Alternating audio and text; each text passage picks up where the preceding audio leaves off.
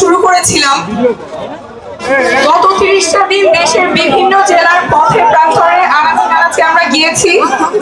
আপনাদের দুহাত ভরে ভালোবাসা আমরা পেয়েছি, স্বপ্নের কথাগুলো শুনেছি, আপনাদের সমস্যার কথা শুনেছি, এবং আমাদের রাজনীতি হবে আপনাদের সমস্যা সমাধানের রাজনীতি।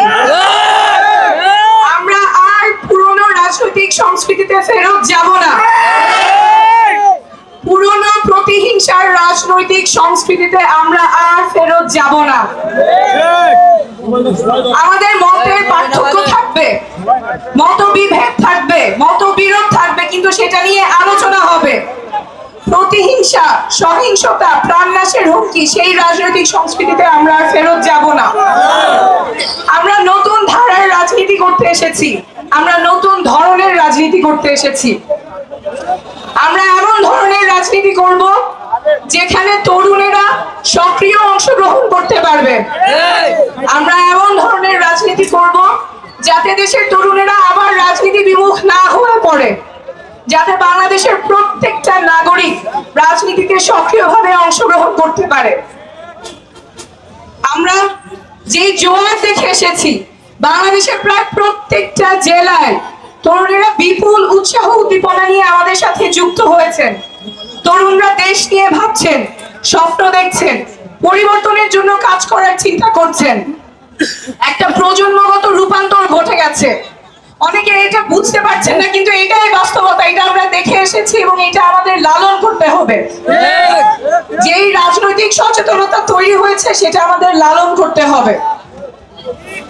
ঠাকুরগাঁয়ের লামিম যে স্বপ্ন নিয়ে দেশের জন্য রাস্তায় নেমেছে, সিরাজগঞ্জের জুবাইর যে স্বপ্ন নিয়ে রাস্তায় নেমেছে, সেই স্বপ্ন আমাদের লালন করতে হবে।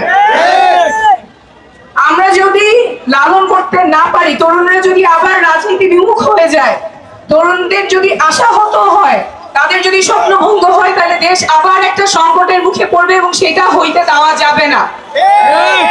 আমাদের তরুণরা যাতে দেশের জন্য কাজ করতে পারে, সুস্থ সুন্দর একটা পরিবেশে রাজনীতির সাথে সম্পৃক্ত থাকতে পারে, সেই ব্যবস্থা আমাদের করতেই হবে। সাথে সাথে আমাদের এমন রাজনীতি করতে হবে, এমন রাজনীতি আমরা করব যাতে করে রাজশাহীর মধু রবিদাস দিদির যেই ছেলে অনার্স পাস করার পরে বেকার বসে আছে এবং মধু দিদি চিন্তা করতেছে কিভাবে তার ছেলে একটা চাকরি পাবে, সেই চিন্তা যাতে তার করতে না হয়, সকলের কর্মসংস্থান যাতে নিশ্চিত হয়। আমাদের ঝালকাঠির রতন হালদার দাদার যে ছেলে রাজীব হালদার, সে অনার্স পাস করার পরে একটা পিয়নের চাকরির জন্য 7 লাখ টাকার ঘুষ দাবি করা হয়েছে, সেই বাংলাদেশে যাতে আমাদের যেতে না হয়। সকলের কর্মসংস্থান তার যোগ্যতা অনুযায়ী যাতে হয়, স্পেশালি সরকারি যে চাকরির ক্ষেত্রে কোনো ঘুষ পদবীর যে বাণিজ্য, সেই বাংলাদেশে যাতে আমাদের ফেরত যেতে না হয়। আমরা এমন ধরনের রাজনীতি করব যেখানে নারীরা সক্রিয়ভাবে অংশগ্রহণ করতে পারবেন।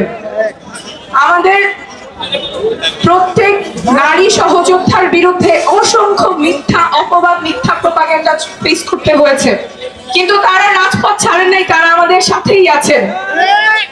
আমাদেরকে ভয় দেখানো যাবে না, আমরা এখানে থাকবো এবং আমাদের সাথে আরো অনেকেই যুক্ত হবেন। ব্রাহ্মণবাড়িয়ার তিথি, রাজবাড়ির রাফরিন, ভোলার মেঘলা, ওরা যখন রাজনীতিতে করতে আসবে, আমাদের এমন সুস্থ সুন্দর পরিবেশ তৈরি করতে হবে যাতে তাদের বাবা মা চিন্তা করতে না হয় যে আমার মেয়েটা রাজনীতিতে নিরাপদ থাকবে কিনা।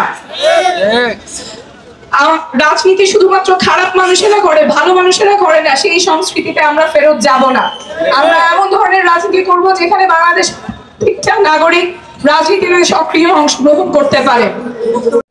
চুয়াডাঙ্গার শারমিন আপার যে ভাই মুন্না ভাই, উনি সৌদি আরব থেকে অনেক কষ্ট করে উপার্জন করে রেমিটেন্স দেশে পাঠায়, ওনারও যাতে রাজনীতিতে অংশগ্রহণ করার সুযোগ থাকে, উনিও যাতে ওনার এলাকার এমপি নির্বাচনে উনি ভোটটা দিতে পারেন। আমরা জাতীয় নাগরিক পার্টি থেকে বলছি যে আমাদের প্রত্যেক প্রবাসী ভাই বোন যারা কষ্ট করে প্রতি বছর আমাদেরকে রেমিটেন্স পাঠায়, তারা যাতে ভোটের সুযোগ পান এবং সবাই যাতে আগামী নির্বাচনেই ভোট দিতে পারেন।